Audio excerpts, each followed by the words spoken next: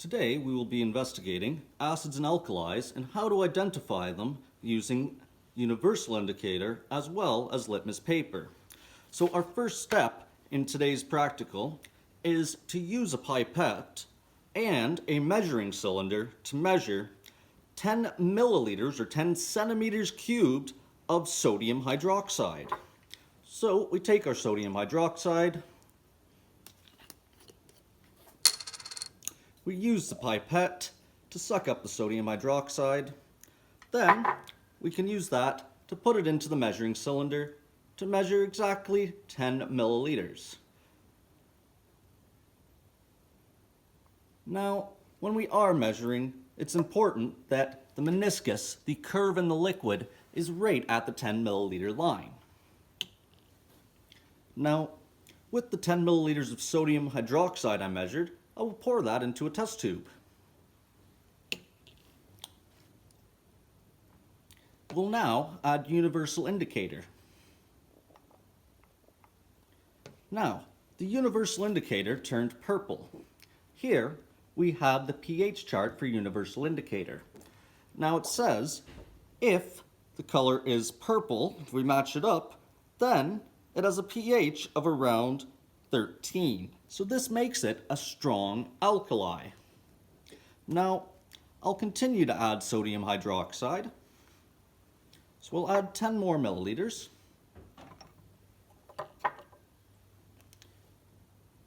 First, using the pipette to pour it into the measuring cylinder and making sure the meniscus, just the curve in the bottom of the liquid, is just above the 10 milliliter line.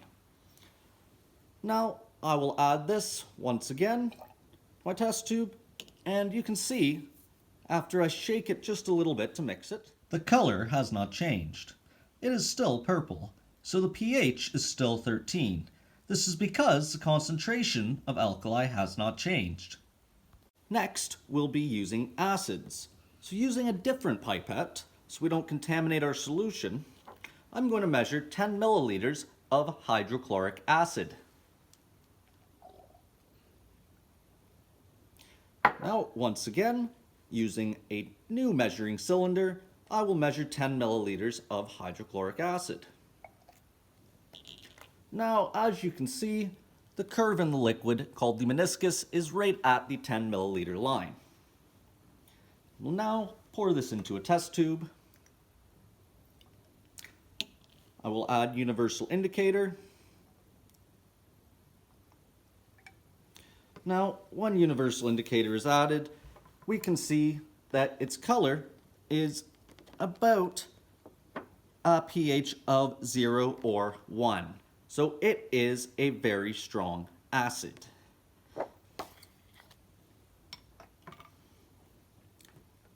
Next, we are going to use litmus paper, which we have two kinds. We have red litmus paper and blue litmus paper. Now, red litmus paper is used for testing for alkalis. It will change to blue if an alkali is present. So, what I will do is pour a small amount of sodium hydroxide into my test tube using my pipette. Then, I will take some red litmus paper, as you can see, and I will place it in the test tube. Now, as it turned blue, I know that an alkali is present.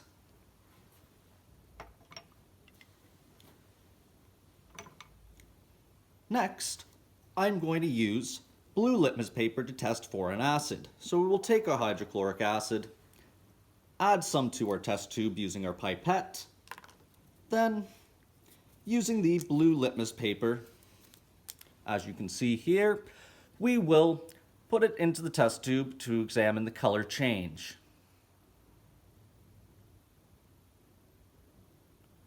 As you can see, as soon as the acid touched the blue litmus paper, it turned pink, indicating an acid is present. Now, what would happen if I were to use red litmus paper in the acid?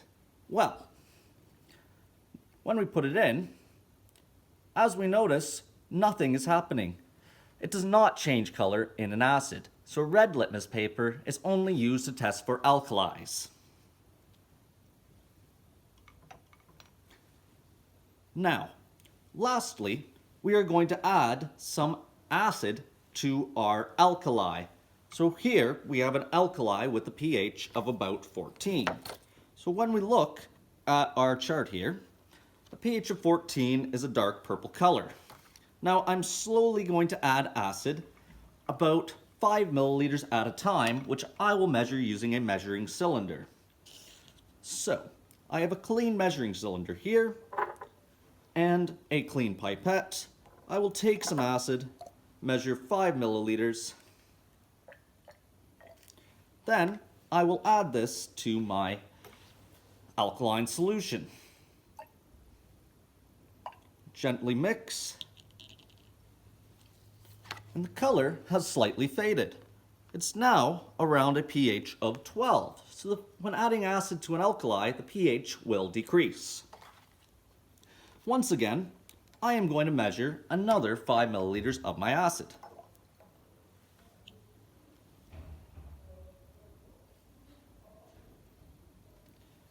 Now, I will add this acid to my alkali.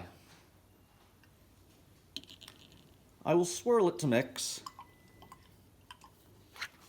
And in this case, it hasn't gone down very much. But I will continue to add acid, as you can see, at 5 milliliters at a time until the pH decreases. So once again, measuring 5 milliliters of acid, using my measuring cylinder, because measuring cylinders are always what we use to measure volume. Adding that 5 milliliters of acid to my alkali.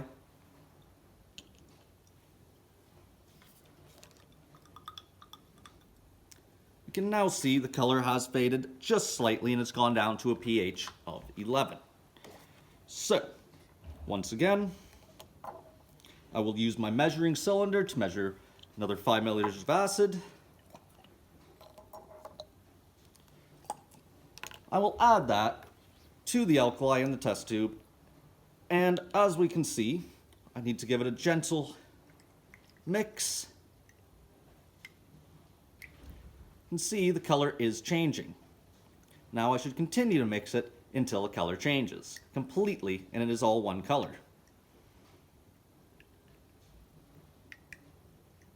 As you can see, the color has now changed to a very light blue, almost green.